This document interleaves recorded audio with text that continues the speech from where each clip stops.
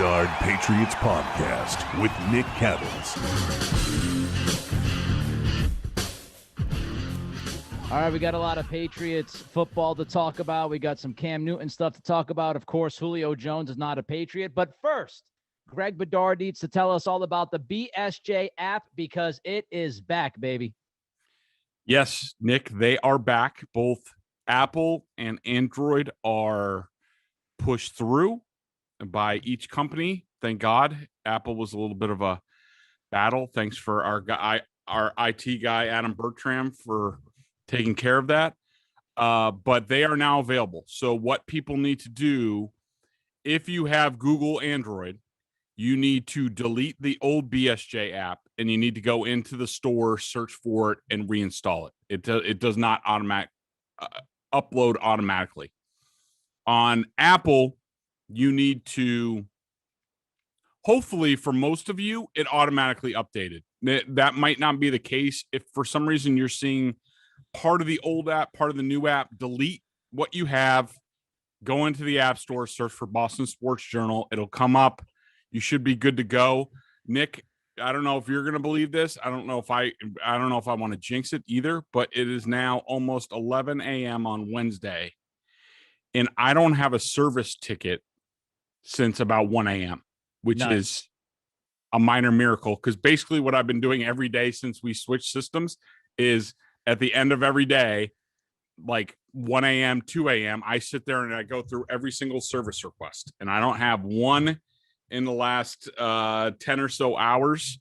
So I'm excited. And there's a lot of what I want people to know is not only can you, is it more BSJ more accessible to you and it's easier to comment and all that through the app, but there's also a lot of bells and whistles that we can do down the road, including news notifications, also notifications for your favorite authors. So if you follow me for notifications on there, like I need to know what Bedard's writing as soon as it happens, it'll pop up on your device. So a lot of good stuff to happen down the road for BSJ. Again, this is just the beginning. There's a lot more that we're going to be announcing this summer. And we're excited. And this is a good first step. This system, I know people will be like, well, I don't like change. I don't like this. I don't have the print function right now. It's all coming. This is a necessary first step, some bumps in the road, but this will be better for everybody long-term. And including now, I think the site is much more readable and the apps are much better. So we're off to a good start there. Yeah, and you also want to keep an eye out for the Father's Day gift deals that BSJ, they're going to have on the site. So keep an eye out for that because, as always, trying to hook up the dads every single year. So, again, if you're looking for a BSJ deal, look at the Father's Day gift deals. That'll be coming up pretty soon. Greg's been working on that as well. All right, let's talk about the Patriots now. We've been talking about Julio Jones, Greg, for the last, month or two. It feels like last 7 months. And really, we've talked about Julio Jones as a possible Patriot going back to like 2-3 years ago because of this fascination of Atlanta kind of declining the Patriots, trying to keep the motor running. Well, now we know the deal is not done. Julio is in Tennessee. You've been saying from the beginning, Greg, you did not think the Patriots were as interested as some may think. What have you heard as far as the deadline got closer in the Patriots' involvement? Not much. They had minimal interest at the end of the day, Nick. And, we talked early on when there were rumors about the Patriots, and we discussed how it was probably just due diligence on their part because the Patriots look into anything. You never know when you're going to get a deal. Now, I'll just tell you one source told me when I asked them at the end of the day, and I sort of gave them my assessment on, Julio and where he was, which if people read BSJ or listen to us, they know that I have serious questions about whether he's in decline or not, because if you watch the film from 2019, he was awesome. He was incredible. I would give up anything for that guy. Then you turn on the film from last year, you go to sort of the end of the season, and he was hurt a lot of the season, but he did come back. He was not the same guy. And you're like, okay, well, what he looked like at the beginning of the season when he should be tuned up. And I know some people out there who wanted Julio, I heard from the BSJ members who are, giving an excuse. Well, it's COVID and there's no preseason and blah, blah, blah. I mean, look, that's a bunch of BS. Like, he's a highly paid NFL wide receiver who gets paid to be ready for the season. And if you turn on the film, I don't care, COVID or not, preseason, like Julio Jones ever plays in the preseason. I mean, he probably does a little bit, but, you don't really need that. So you go back and you watch the first game of the season, and it's night and day between 2019 and 2020, Julio Jones. And for that reason, and him being 32, and he'll be 33 by the time the Super Bowl rolls around, you have to have serious questions about whether he's in decline. And I think that he's in decline. I think the Patriots think that he's in decline. And Nick, judging off the lack of interest and including, my source that I talked to said, I didn't hear his name once in the building. Huh. And so, look, that doesn't mean that there weren't discussions that, in other parts of the building, what have you. And I'm sure there were. I'm sure, Julio came available. I'm sure there was some sort of meeting and personnel between Belichick and Ziegler and probably Wolf and Matt Patricia and stuff like that, being like, do we want to get into this? But look, at the end of the day, from all the reporting that's out there, the Titans were the only suitor at the end of the day. They were bidding against themselves. And not only did they give up a second on a fourth, but from what it looks like, they're paying the full freight on his contract, which to me is just a non-starter. Like, I might do the second rounder. Look, you gave up a second for Sanu. Even Julio Jones on his worst days is better than Mohamed Sanu. So the second rounder I can understand, but to pay, $15 million a year for 3 years, maybe for 1 year, I would do it, Nick, because you're like, all right, maybe one more moment in the sun, change does everybody good, blah, blah, blah. The Falcons stunk. That's part of the deal. Sorry. Okay. Yeah, I can understand one year, 15 million, but basically like 3 years at whatever was left, about 45, $48 million on that contract. There's no way I would do that. And I think that's where the Patriots were. I think the Patriots would have been more interested in around third. Let's start out at third round territory. Maybe they might get up to a conditional 2. And if you said, okay, and the Falcons say, all right, we'll pay half the first year, and Julio would be interested in a restructure, then I think they would have been interested. But from what we see from the deal, and also that the Titans had to restructure Ryan Tannehill to get Julio Jones under the cap and give them some room, that tells me that the Falcons continued their high asking price. Julio Jones is getting his money, whether you like it or not. And so for that, I don't blame the Patriots. That would be a non-starter for me. A few quick thoughts. Number one, I thought it was crazy that Atlanta was able to get 2 decent picks and get the money off of their lap. I thought for sure if you're sending Jones somewhere and you get a second and a fourth, and I know there was like a 6th round pick thrown in, whatever with that. But if you're getting a second and a fourth back for Jones, I thought for sure Atlanta would have to pay at least half of the money this year. The fact that they dumped it all on Tennessee's lap, and then Tennessee had to restructure Ryan Tannehill's deal. And I love the idea. I saw Ian Rappaport say, oh, it was a simple restructure for Ryan Tannehill. That simple restructure marries Tannehill to Tennessee for the next 3 years. So if Tannehill is a bum without Arthur Smith, Corey Davis, Jonnu Smith gone, if Derrick Henry somehow, some way slows down because he's been carrying the football for, 400 times a year the last couple of years, they are now married to Tannehill. His cap number next year is like 40 million. The year after that, it's like 40 million. He's got an elite cap number as a quarterback when he's, I would say, a good quarterback. That's number one. Number two, when you look at Julio's deal, people will say, well, the guaranteed money, the brunt of it is this year because the next 2 years, the guarantees drop big time. I think next year he's on the books for like 2.5, 3 million guaranteed. Here's the thing. When you trade a second and a fourth and you pay him his entire cash load this year of 15 plus, I think it's another 300 grand. When you pay him that, you know what's going to happen, right, Greg? I mean, if Julio is just good, he's going back and saying, I want another contract extension. Yep. Rip up the next 2 years, give me a new deal. I'll take another 3 years, $45 million. Let's get the deal done. So if you're the Patriots or any other team, and I think this is why there was only one suitor, as you said, and that Diana Rossini garbage of there's a first round pick. There was never a first round pick out there. Can we stop that? Yeah. That was Atlanta trying to build the price up. So if you're a team that trades for Julio, you're not only, if you look at this deal, you're not only giving up a second, you're giving up a fourth, you're paying $15.3 million guaranteed this year. And I believe you're going to be on the hook paying this guy when he's 33, 34, 35 years old. And I think it's too much. I would have loved Julio Jones on the Patriots. I think the Patriots, I've been saying this, are a legit number one receiver away from having a really impressive offense. And I think he could have fit, even if he wasn't the same guy he was in 2019. But to me, it was just too much to ask. And I don't have a problem with Belichick saying thanks, but no thanks. So now the question is, Greg, the Pats have $15 million.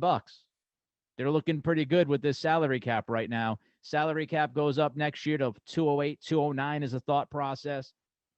What could the Patriots do with that $15 million? Well, I think the number one thing is you look at who on the team, and I'm just trying to find the list right now, but who do you want to extend? There could be some players that you want to extend. I mean, you got Gilmore, you got McCourty, you've got possibly Hightower. You could do something with his deal. Those are the guys that come to mind right off the top. Yeah, I'm just looking through their list, and so as far as stuff on. Pardon? I said J.C. Jackson is another one that you could probably throw out there. Yeah, probably J.C. Jackson is the guy I would go after, because with Gilmore, you just don't know what the future holds. You don't know, what is he going to demand a new contract? Is he going to want to raise? Do the Patriots want to do that with him coming off injury? And I think at least locking up J.C. Jackson gives you a good starting cornerback going forward. So I think J.C. Jackson is where I would start. I could see a guy like Adrian Phillips possibly getting a little extension. He would probably do a team-friendly thing, Belichick's type of guy. I doubt on James White that they would do something, considering they let him sit out there in free agency for a while. I wouldn't go the Hightower and McCourty route. I don't know if I would do an extension rather than a restructure. Trent Brown's possible, but again, you want to see what do you exactly get out of Trent Brown this year. So that's where you start. But really, Nick, where I think they go, and I think they're in a good position this way, and if people just have patience, and thank goodness Bill Belichick does have patience. It's 2021. How dare you ask people to have patience? Greg? I know, Nick. I know I'm asking a lot. But if people have patience, what you want to do is look. The Patriots have a pretty good roster right now. There are serious questions at quarterback. We all know this. The $15 million that they have right now, they still have room to go to more if, say they, trades, do something with Stephon Gilmore, restructure Hightower, restructure McCourty. They have the potential to get to, say, like $30 million in cap space. The big thing is flexibility. You want to give yourself flexibility. And right now, most teams right now at this point in time, and there might be a few teams that once they see their team in mandatory minicamp, some of them are going on right now. The Patriots will be next week. They'll get a good look at their team and see where guys are coming off of opt-outs and things like that. And maybe some guys cut loose. Maybe some guys are available via trade. So you leave yourself flexibility. But largely, most teams at this point in time have an idea. They have their teams that they want to go to camp with. And then from there, all bets are off. Then you keep reevaluating. And for the Patriots, I think they have a ton of flexibility right now. And, when I talk about that flexibility, who knows what happens with Cam Newton in his hand? Likely, in all likelihood, he is he's not going to throw probably until training camp.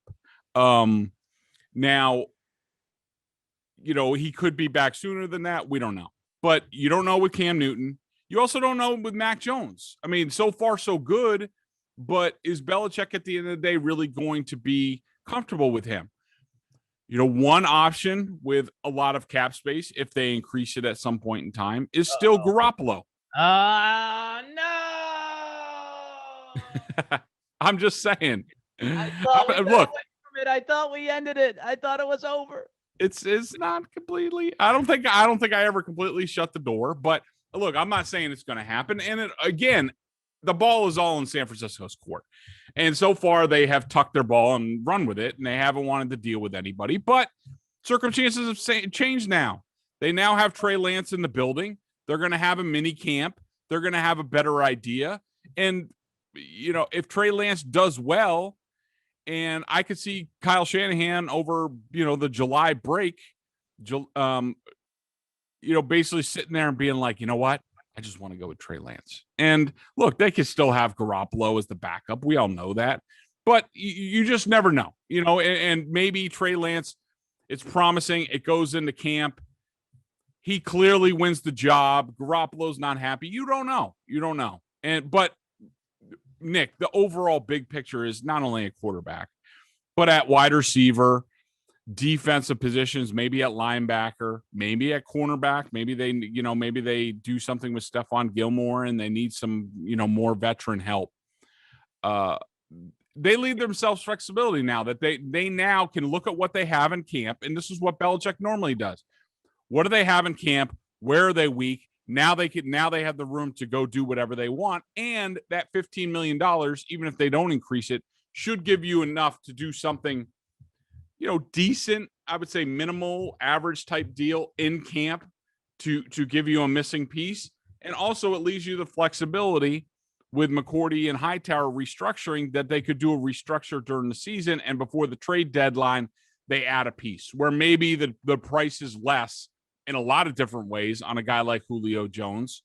And they add those pieces. So in the big picture, I think the Patriots will have extreme patience. They'll see what they have, and now they have flexibility to go in a lot of different directions, not only in camp, but during the season. And flexibility is such a huge deal. We talked about that during free agency with Belichick and how he was setting himself up for the draft by spending that money so he could be flexible in the draft. And when you look back at it, one of the things that we never really mentioned when the Patriots, decided to stick and pick at 15 and pick Mac Jones is because they did not move up to get Mac Jones. Another angle to that is it allowed them to keep their flexibility. If you moved up to get Mac Jones, I don't know if you move up to get Christian Barmore. I don't know what those picks are looking like after that deal for Jones. So the fact that you decided to stay at 15 and pick Mac Jones, it allowed you to have those extra picks later on to overpay and move up for Barmore. So it is about flexibility. We know Belichick loves that. I want to ask you one more question about the wide receiver position, Greg. Are you okay with where they're at right now since they did not bring in Jones? And if you're not, what kind of urgency do you think they may have as the camp season moves along to maybe go out and get a guy? I know a lot of people will bring up Odell Beckham Jr. I don't know if Cleveland is interested in that deal. Maybe they are. But how much urgency do you think they should show at that position over the next month or two? Not much, Nick, in terms of urgency. I mean, unless there are injuries, and with wide receivers, you're always dealing with hammies and quads and groins and stuff like that. But look, they paid good money for Nelson Aguilar. He looks as good as advertised so far in the two practices that we've seen, and we will see another on Thursday, and then 3 practices next week. Kendrick Bourne looks good. They paid a decent amount for him, and they have Jacoby Myers, and then they have Gunnar Olszewski with his punt return ability is going to have a spot on this team. I think that he has some potential to develop as a slot receiver. I don't know if he's ready for this year, but I'm good with Aguilar, Bourne, and Myers for now. And plus, you have to keep in mind, and we talked about this, I think, a couple pods ago, related to the Julio Jones stuff, is that they paid top of the market for 2 tight ends. And so those guys are going to be on the field like 70% of the time. And so, if you do bring in somebody else, where do they fit? Who gets bumped down? Is that warranted? Those are all discussions that they'll have internally. They'll basically be like, well, is he better than what we have? And at this point in time, I don't think they're ready to answer that yet on some of the guys, but I'm completely comfortable with where they are right now. Are they a little thin? Yeah. But look, this isn't fantasy football, and we go through this all the time. You're not going to, in the salary cap era, you are not going to feel great about every single position. Every single position is not going to have talent and depth. It's just part of the deal. And especially if you draft like crap, like the Patriots have the past handful of years, your depth is challenged. And so they put themselves in this spot just like they did the previous couple years where their depth gave out. So, I like that the free agency bought them a middle class on this team and also an upper class. And they got lucky that way, that it all timed out so well with COVID and all that stuff. But look, the Patriots are not going to be gangbusters at every spot. That's just the way it is. And look, are they a little thin on the offensive line depth wise? Yeah, a little bit. But now you got to see if younger players can play. And it's the same thing at wide receiver. Are they a little thin? Yeah. But you don't know. I mean, Nelson Aguilar could be a number 1. Kendrick Bourne could develop into a number 2. And Jacoby Myers has been a solid number 3. And you combine that with a really good offensive line that even our guys Pro Football Focus said should be a top 3, even though they're projecting, Owenu and also, Trent Brown to be out there and consistent and good. That's fine. I mean, I don't disagree with that. I think they'll be at least the top 10, if not top 5 offensive line. That's going to be run-based, play-action-based. You have 2 good running backs right now. And then you have 2 tight ends. And so I think that's plus a good defense. And I think that's the identity of this team. So I think I'm comfortable with where they are at wide receiver. And I think they are right now. With an eye, they'll be looking for deals to make themselves a little bit better. And could they use a 4th, maybe a little bit more veteran option? Yeah. But I don't think they're in any hurry to do anything. I have a binky, and I've been talking about this binky for the last couple of years, and that binky is out there. He's available. I don't think he'll cost you a lot of money, and I think he's the perfect guy to add depth to this team, and he's a guy who will grind. He's a guy that can make some plays when you need him to make plays. His name's Golden Tate, and I would love them to take a swing on like a 1-year deal, low money, bring him in.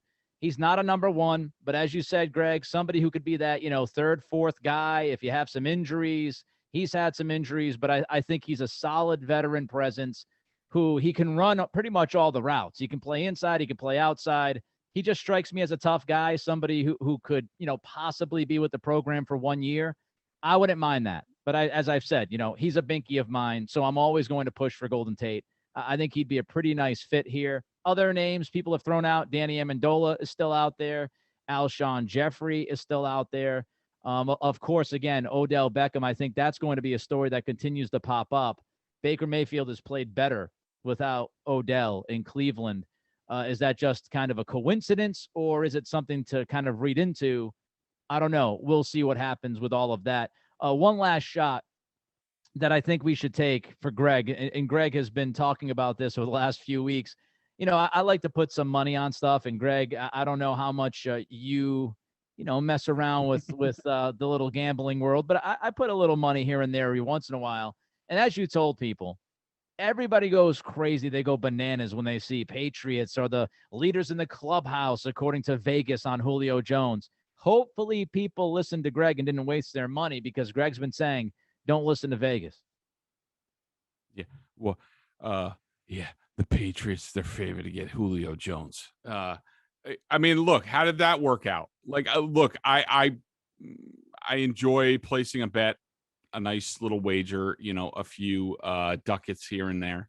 But, I prefer to leave it on the games where you have an actual point spread. And Vegas is really good on point spreads. But this nonsense about like, where's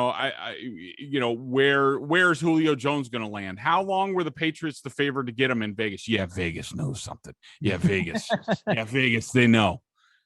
They don't know. and they're just trying to get your money, and it's entertainment, and nobody knew anything. I mean, especially with the Patriots. So like, it just drives me crazy that every time something happens, someone's available on Twitter. They're like, oh, but the Patriots are the second favorite to land so-and-so, according to Vegas. They know stuff. No, they don't know anything.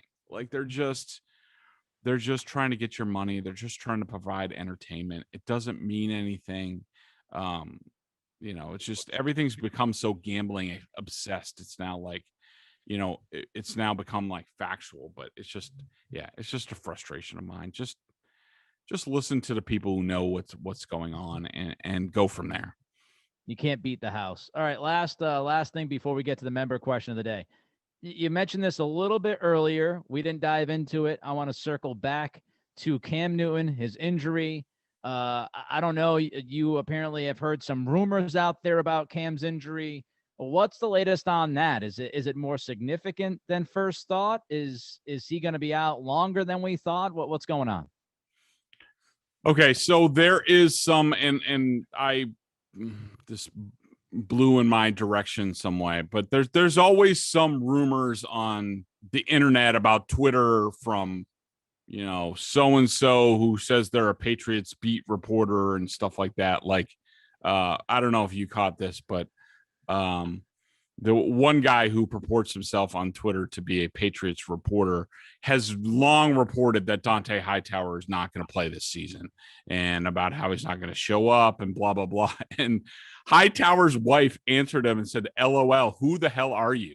Like, so yeah, you got called out by wifey. That's rough. Yeah. So I thought that was funny. But in a related topic, I mean, there are reports that before his hand injury, I'm not even going to call them reports. There are rumors circulating on Twitter, on the internet, that the day before or in the days before Cam Newton left practice with that hand injury, he and maybe some family members were involved in an incident somewhere in Boston, like at a nightclub or restaurant or something like that. And they think that there might have been a scuffle and Cam Newton might have hurt his hand that way. I think it's a bunch of nonsense. I haven't even asked people whether it's true or not, because I don't chase down every single rumor. So if you ask me on Twitter, hey, Greg, have you heard anything about this? I'm not going to answer you because it's not a real report. If it comes from a real reporter, I'll probably look to track it down, but I have not asked about this. And really it goes to the heart of, and I heard our favorite radio show talking about this the other day, and I'm sure Jay Stu is now clipping this to play. I debated whether doing another Felger impersonation. I mean, I could do the laugh, I could do that, but I'll just stay away from it now because obviously those guys get a little sensitive about that, even though they pick apart my reports all the time and they had no problem with it. But anyways, so they were talking about it, and Felger is like, well, all these reporters are out there at practice and nobody saw what happened.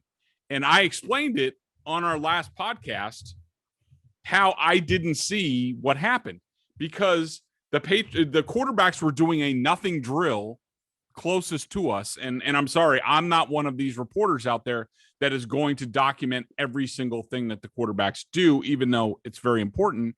There's a whole team that I have to look at. And when there were kick returns going on, kick and punt returns, I think, at the same time on the far field. And I wanted to see what was going on. Who's returning kicks? Who's on the number one units? Because if you're on special teams, if they think a lot of you on special teams, you're probably earning a spot on the team. So that stuff is important to watch. And the Patriots, the quarterbacks they were stepping over bags. They were making little throws. They were doing nothing drills. So I was not paying attention to that. And so I didn't see it. It wasn't anything nefarious. It wasn't, people aren't inventing what happened. He probably banged his hand on a bag or whatever. And Cam Newton, mind you, everyone leaves this out. They had been practicing for about 45 minutes before that, and he threw the ball fine. And he actually probably threw the ball better than he has in a while out of Patriots practice, certainly better than the practice before. And then suddenly Newton's off the field and talking to the team doctor and the trainer and all that stuff. Now, I will say, does it happen that NFL players get hurt away from the building and they keep it under wraps, and then all of a sudden at practice they're like, oh, my arm, I think it's broke, pull a Rodney Dangerfield? Yeah, it happens because you're protected if you get hurt during practice. So yes, that happens, but I have no reason to believe, from the way Cam Newton threw before the injury to the circumstances, I have no reason to believe that anything other than Cam Newton getting hurt during the course of practice happened at that time. I'd also say this one last thing is, you talked about this after the injury on the pod, Cam's initial reaction, his visceral reaction, how angry he was and how disgusted he was.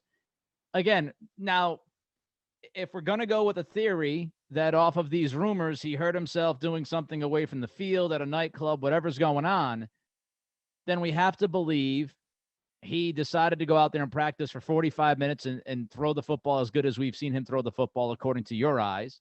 And then we would also have to believe that at the tail end of the practice, Cam decided to orchestrate a theatrical performance to make it look like he was really hurt and disgusted, and in that very moment. That would have to be pre-planned. And I mean, I think we should give him the Emmy right away. Let's give him the Academy Award if that's what he did. So it's not to say that something didn't happen. Maybe something did happen. Who knows? But if something did happen, that doesn't necessarily mean that when that something happened, he got hurt from that something. It might have just been something that happened. And, now we're trying to, cause and affect this thing, which is, taking it another leap, which again, 2021. The BostonSportsJournal.com member question of the day. Check them out at BSJ, $39.99 on their annual plan. Top-notch analysis of all the Boston pro sports. You also get a membership, and you get access to a ton of video analysis from Bedard on the coach's film, direct access to him in weekly chats. The weekly chats, that's where we gather our member question of the day. And Greg, you have one for today. Yeah, I tapped my inner circle of members for a question. I got a couple good ones, and I'm going to go with John T's question because Mike's was a little bit. He asked who would be a surprise cut based on OTAs. I haven't seen enough, and people haven't been there. A lot of the veterans. So let's wait for veteran minicamp, and then we'll have that discussion after that. But John T asked, how good do you think the defense can be compared to the best defense we've seen here recently? I'll tackle about half that question. I did write a column the other day because we've been so offense and QB centric at BSJ for good reason. But I delved into the defense, and I think the defense has a chance to be really good. I think that they have much more depth on the defensive line. They can go in a bunch of different directions. They have a lot of depth and options at edge. They have a lot of depth and option at inside linebacker. That's if you have Hightower. We talked about Kyle Van Noy being there. What can Raekwon McMillan give you? What can Uche give you? We don't know. That's going to play out over the course of the summer. Cornerbacks, you'd like to know what the finished product is going to be as far as, Gilmore, Jackson, Jonathan Jones. Is Gilmore going to be there? Are they going to bring anybody else in? Safety, they have plenty between Devin McCourty and Jalen Mills. A free safety, you have Adrian Phillips and Kyle Duggar at strong safety. I think they have a lot of options, and I think as provided they're in long yardage and they stop the run, which I think they will, they have a lot of options to bring safeties, both Phillips and Duggar, down into the box to give them more speed, which I think they need. I also talked about in that column about how, NFL teams measure one of the ways they measure team speed is by forced fumbles. And I'm just looking up what I said. And so last year, the Patriots completely bottomed out in terms of forced fumbles for them. They forced only 11 fumbles, recovered only 4 last year. In the year before 2019, when for most of the regular season, they had among the best defenses in the league. They had 26 forced fumbles and 11 recovered. 2016, When they won a Super Bowl, 26 forced fumbles. And last year was 11. So that just tells you there's not enough speed on the field. And I think that's why they're going to play more and more safeties. I think you're going to see some personnel packages where Devin McCourty, Jalen Mills, Adrian Phillips, Kyle Duggar, they're all on the field at the same time. And teams hopefully don't know where they're coming from. The amoeba's back on the practice field, and that's exciting. But look, I have some questions about how good this unit can be for a bunch of different reasons, including, look, the amoeba worked when Brian Flores was here. He's not here anymore. Can Steve Belichick and Gerard Mayo, can they push the right buttons at the end of the day? I mean, Belichick can make the play calling on defense as paint by numbers as he wants, and he'll always be heavily involved in the defensive game planning and all that. But at the end of the day, sometimes play calls come down to gut feelings. They come down to hunches. They could come down from game feel. Are Steve Belichick and Gerard Mayo going to have that? Did they learn lessons from 2019 where they faltered down the stretch? And, look, they were getting beat badly on 3rd and longs and things like that. Did they learn lessons from that? Can they apply them going forward? But look, as far as best Patriots defenses, I'm not ready to go there. I think this defense can be really good, but there are a lot of unanswered questions as far as personnel and the coaching, and I think that will all play itself out. On paper, PFF, I think, has their secondary ranked as the 5th best in football this year. That's not too shabby. And, listen, I don't know what the play calling will look like. We don't have the answers to the questions you just asked about, Flores' absence and what will Belichick and Mayo be able to do and handle the amoeba defense.